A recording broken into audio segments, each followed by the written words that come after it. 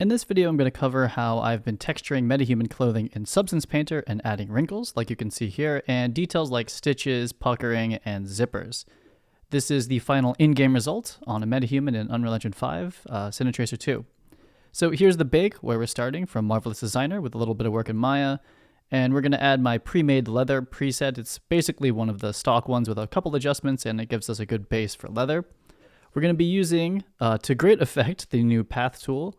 And this is the Puckering Brush, I believe, in stock settings. And we're just going to define this seam here where the main panel of cloth is attaching to pretty much like the zipper body.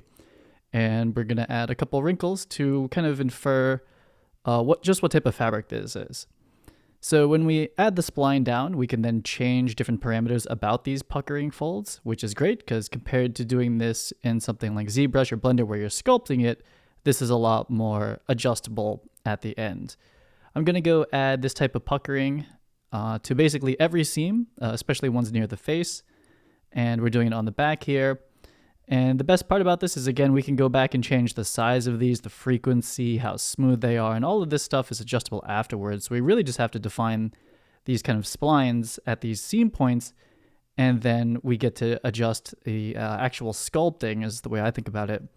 We get to adjust that afterwards. So I really like this workflow compared to sculpting.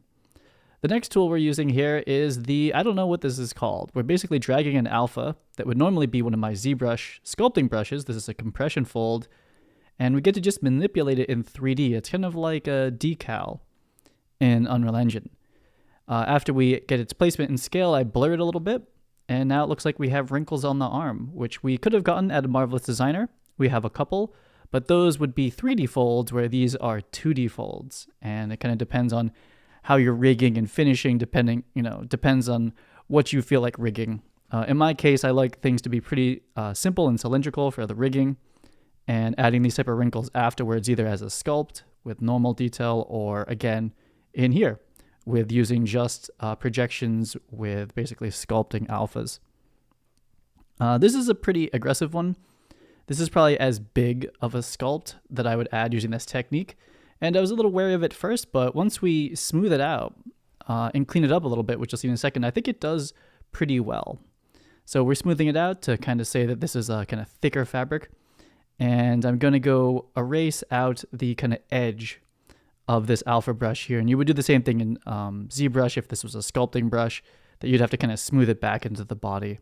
Again, I can keep moving that around later. I can duplicate it, bring it to this side. We should probably change the alpha or have the alpha be procedural so that we can kind of just have it not be exactly the same as the other side. I'm taking another kind of drape fold here and using it to add a little bit of breakup against the other chest panel here. And I think this effect works really well. I'm going to take, again, this very, flat surface in the back, this flat panel over the shoulders. At a Marvelous, I didn't want a lot of wrinkles. It's going to make the retopo harder and makes rigging a little bit trickier. And I really rely on this face to add that kind of like a smaller wrinkle breakup here. I'm using the Path tool again, and we're doing a zipper, and the Path tool again, and now we're doing top stitch. Those are both built into Substance Painter, and they just take a little bit of work to get them set up how you want them to look. And I'm going to go add this top stitching back in across all these seams that were internal lines in Marvelous Designer and kind of bring back that detail for a game mesh. This is just reviewing the final result. That's adding the material. This is off and onning the compression folds on the arm and off and onning the kind of drape folds across the body. Usually just kind of break up the reflection really to make it look like it's cloth and not plastic. This is the final result inside of Substance Painter. And now I'm in Unreal Engine 5.2 in this case, and in my Cinetracer 2 project, and we've added the clothing and the new skins to the inventory here. And we're just putting together a little scene to check out how the lighting is. I'm adding a backlight and just getting some different lights set up. If you're not using Cinetracer 2, obviously these are just rec lights and a little bit of lumen magic going on to make them work this way.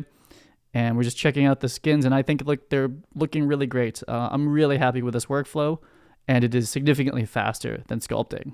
I will check you on the next one. Peace.